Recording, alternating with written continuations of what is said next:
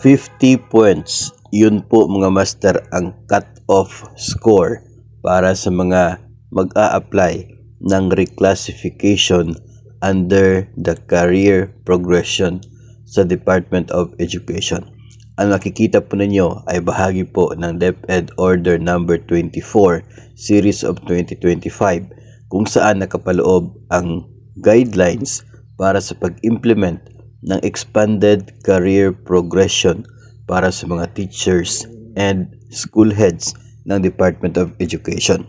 So mayroon po nakapaloob dito sa DO24 yung mga criteria, yung point system at kung magkano po kung ano po yung score ninyo base po sa criteria, base po doon sa guidelines ay dapat maabot po ang 50 bilang cut-off. So kapag pasok kayo sa 50 na cut-off score, meaning pwede kayo ma-reclassify into a certain position kung saan po kayo eligible. And kapag ganyan po ang nangyayari ay nasa 100% na po yung chance na mapapasa inyo yung posisyon, higher position kung saan po kayo ma-reclassify. Ang tanong na lamang ay kung kailan ito mapapasa inyo. Kasi nga, meron po tayong isang factor na tinitingnan at yun ay ang budget. So, ang mangyayari every year, meron pong budget na nakalaan para po sa inyo pong division, sa inyo pong SDO. Yung budget po na yan ay hindi po kaya siguro na ma-cater ang lahat ng mga nag-apply for reclassification.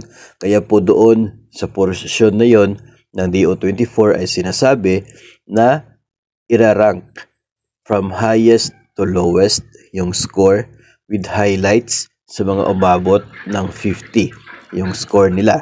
Kasi yun po yung cut-off. Ang purpose ng ranking from highest hanggang sa lowest na score is bibigyan ng priority sa reclassification yung mga nasa highest na score, yung mga nasa itaas po sa ranking. Sila yung mauuna sa reclassification. Depende po sa kinakailangan na budget at sa available na budget. So, for example, kung umabot po kayo ng 100 na umabot sa 50 na score, tapos yung available budget po ay good for 50 ang kayang ma-cater nito, no? Kasi 50 people yung ipopromote mo. Medyo malaki nga po talaga yung kailangan na budget yan, considering na isang taon yung for 1 year. No? Malaki po yung kinakailangan na pundo dyan. Kasi the following year pa makakapag-request ng another budget for the new position. Parang ganon. So, kung for example, 100 kayo na eligible, 100 kayo umabot sa 50, tapos yung kayang i-cater ay 50 lang, so yung nasa top 1 to 50, sila muna yung mauuna na ma-reclass.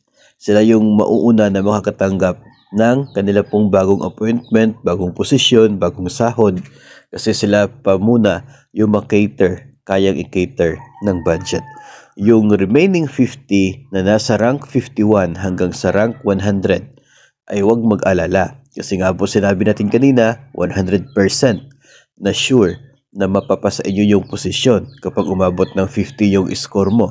So kayo po na umabot ng 50 na score pero hindi kayang ma-cater ng budget ngayon, kayo naman ay bibigyan ng priority sa next na pagdating po ng budget. So hindi po mag-o-open ng bagong reclassification, hindi magtatanggap ng bagong mga applicants for reclassification hanggat hindi po mauubos sa pag-reclassify yung lahat ng mga umabot ng 50 na score. Yun po ang mahalaga dito po sa expanded career progression.